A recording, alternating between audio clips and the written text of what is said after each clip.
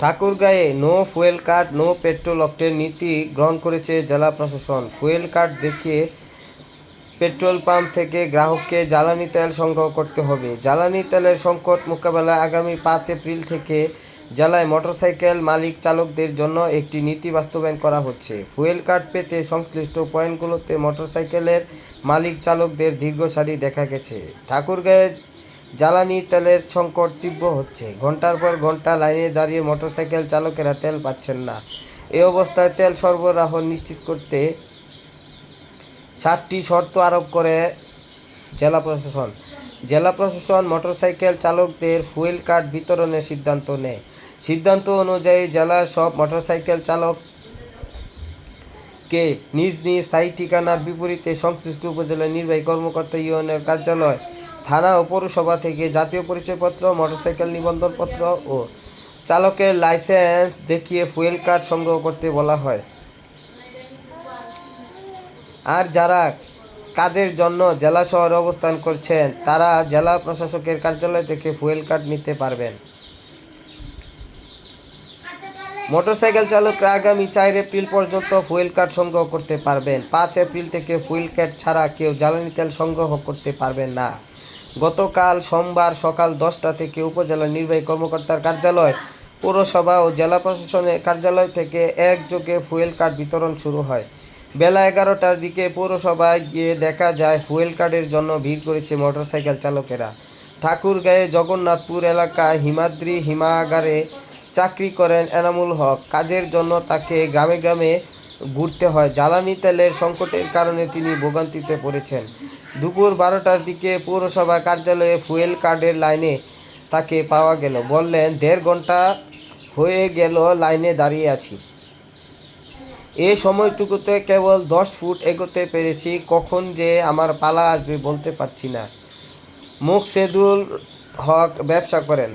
ব্যবসার জন্য তাকে ছুটতে হয়। তিনি বলেন, সকাল 9:30 থেকে লাইনে দাঁড়িয়ে 3 ঘন্টা কয়েক পা সামনে যেতে পেরেছি। কার্ড দেওয়ার কাজ খুব ধীর চলছে। বেলা 1টার দিকে হাতে ফুয়েল কার্ড নিয়ে ফিরে এলেন মুকসেদুল।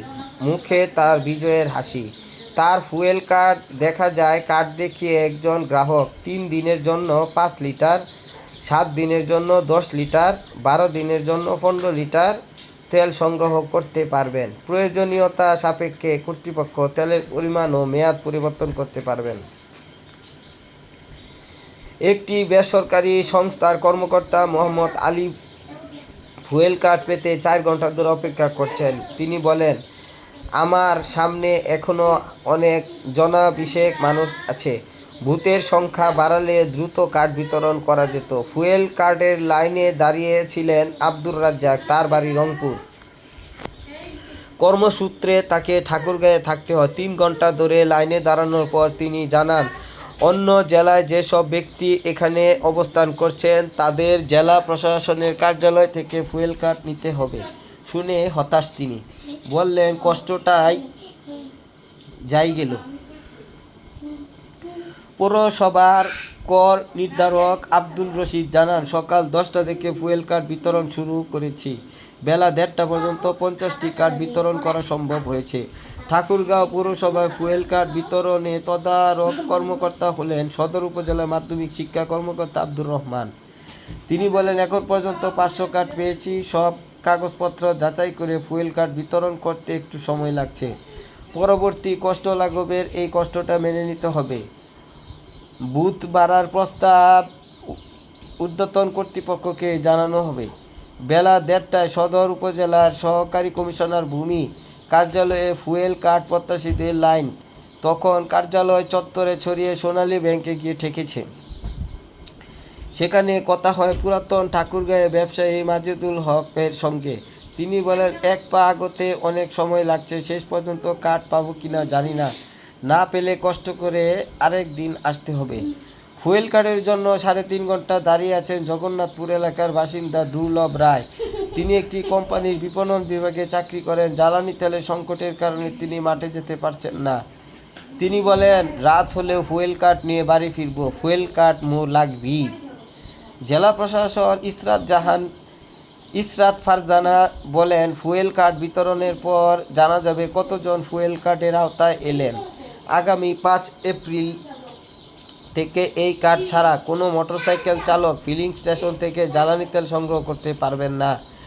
আর জেলায় সব নিবন্ধনহীন ও অবৈধ যানবাহন চলাচল নিষেধাজ্ঞা জারি করা হয়েছে। অবৈধ যানগুলো চলাচল বন্ধ করতে পারলে বৈধ যানের চালকেরা চাহিদামতো জ্বালানি তেল সহজেই পাবে। ফুয়েল কার্ড বিতরণের বুথ বাড়ানোর বিষয়টি ভেবে দেখবেন বলে জানান জেলা প্রশাসক।